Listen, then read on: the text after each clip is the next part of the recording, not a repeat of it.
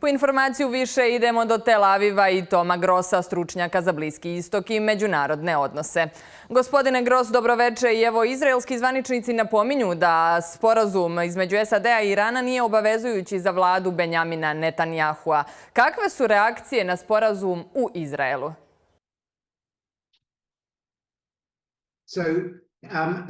This deal has not sparked mixed reactions. It's overwhelmingly negative. Almost everybody from the left to the right, including Israeli Arabs, not just Israeli Jews, is not just criticizing this deal. People are in despair because it's seen as a complete appeasement to a regime which is a radical Islamist regime which thinks nothing of firing massive ballistic missiles at Israel and at least 12 other countries it fired at, that has set up proxy armies around Israel like Hamas and Hezbollah.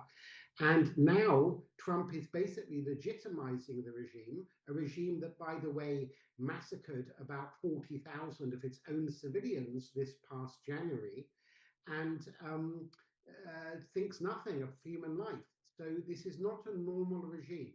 This is like doing a deal with, I don't know, North Korea, giving them hundreds of billions. Actually, it's worse than doing a deal with North Korea because North Korea hasn't fired ballistic missiles at civilians in many other countries. So there's a mistake that people think this is Netanyahu's war or something. Nobody in Israel, people are very divided in Israel about other issues, but about this issue, there is unity. No one wants this government in Iran to get nuclear weapons or be allowed to build up a ballistic missile arsenal because they may use them. This government is a radical Islamic government. It's not like Russia or Pakistan or North Korea. It is not rational. Its raison d'etre is jihad. And it's a state policy, not just a rhetoric for 47 years. Gospodine Gross, da li je Washington sporazumom napravio ustupke Iranu koje ranije nije bio spreman prihvatiti? Može li se to u Izraelu tumačiti kao znak slabljenja američke politike prema Teheranu? Well, it's already made concessions more than Barack Obama in a much criticized JCPOA deal. First of all, on the Strait of Hormuz, the Iranians just this morning have again said after the 60 days, they will be charging fees. They do not own the Strait of Hormuz. The whole world economy will suffer if this vital waterway is basically held hostage by this Iranian regime. That's one thing. The other thing is the Iranians themselves say they're going to continue their ballistic missile program. The head of the Revolutionary Guard said we're going to use some of the money that America is going to allow us to have to rearm Hamas and Hezbollah. So yes, Iran is not going to uphold its commitments.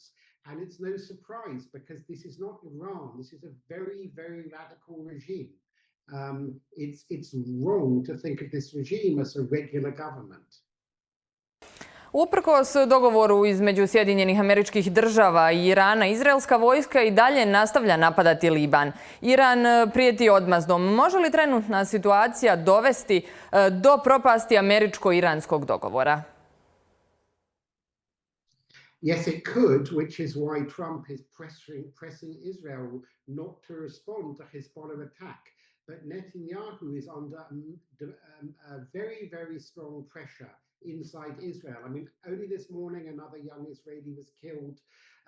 School children in the north of Israel were taking cover under their desks from drone fire.